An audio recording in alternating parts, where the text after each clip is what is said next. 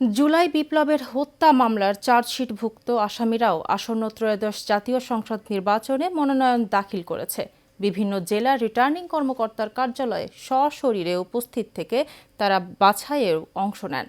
Asian টেলিভিশনের হাতে আসা তথ্য উপাত্তে দেখা গেছে, সারা দেশে বাতিল হওয়া ৯৯ জনের মনোনয়নে ওইসব বিতর্কিত প্রার্থীরাও প্রকাশ্যে প্রশাসনের সামনে ঘুরে বেড়াচ্ছেন। বাতেন বিপ্লবের রিপোর্টে দেখুন বিস্তারিত। রাজধানীর মিরপুরে জুলাই বিপ্লবে গুলিবিদ্ধ আরিফ এখনও থাইল্যান্ডে মৃত্যুর সাথে পাঞ্জা লড়ছে। ঠিক সেই সময়ে তার করা মামলার আসামিরা সংসদ সদস্য হওয়ার দৌড়ে মাঠে নেমেছেন। জুলাই শহীদ ও আহত বিপ্লবীদের সাথে এর চেয়ে বড় রসিকতা আপাতত নেই। পনিরউদ্দিন আহমেদ জাতীয় প্রার্থী। হ্যাঁ, এটা হচ্ছে যে একটা মামলা। হ্যাঁ, কত মামলা মামলা তথ্য মিসিং আছে আপনার নাম্বার 21 তারিখ ঠিক করে নেবেন। ঠিক করে নেবেন। নম্বর 541 এটা কি লোকাল না ডিএম? এই মামলাটা কথা হচ্ছে একটু জানতে পারি কি?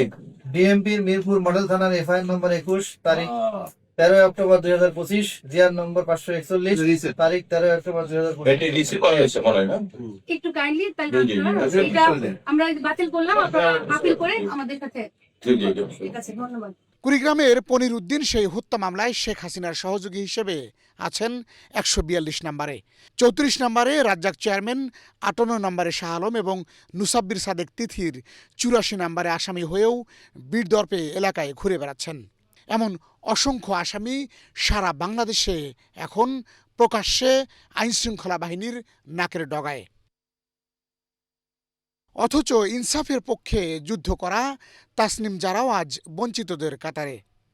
যে ঢাকা ৯ আসন থেকে নির্বাচনী ফরম জমা দিলেও দৈব চয়নের ভেলকির শিকার। আমি ঢাকা ৯-এ স্বতন্ত্র প্রার্থী হিসেবে মনোনয়নপত্র জমা দিয়েছিলাম। আজকে সেটার বাছাই পর্ব ছিল। বাছাই পর্বে আমার মনোনয়নপত্র গৃহীত হয়নি। আমরা সেই সিদ্ধান্ত আপিল করব। বাতিলের সারিতে জামাতে ইসলামীর সহকারী সেক্রেটারি জেনারেল হামিদুর রহমান আজাদ ও নাগরিক ঐক্যের সভাপতি মাহমুদুর রহমান মান্না, সিপিবির সাধারণ সম্পাদক আবদুল্লাহ কাফি সহ আছেন অন্তত ৯৯ জন। দলীয় প্রার্থী হিসেবে সর্বোচ্চ ৯ জন, ইসলামী আন্দোলন বাংলাদেশের, জাতীয় পার্টির 8 জন এবং জামাতের 3 জন প্রার্থীর মনোনয়ন বাতিল হয়েছে। রিটার্নিং অফিসারের সিদ্ধান্তের বিরুদ্ধে আপিল দায়েরের সময় রয়েছে 5 থেকে 9 জানুয়ারি। আপিল নিষ্পত্তি হবে 10 থেকে 18 জানুয়ারি। প্রার্থিতা প্রত্যাহারের শেষ তারিখ 20 জানুয়ারি। চূড়ান্ত তালিকা প্রকাশের পর প্রতীক বরাদ্দ হবে। এরপরই আনুষ্ঠানিক নির্বাচন প্রচারণা শুরু হবে 22 জানুয়ারি থেকে।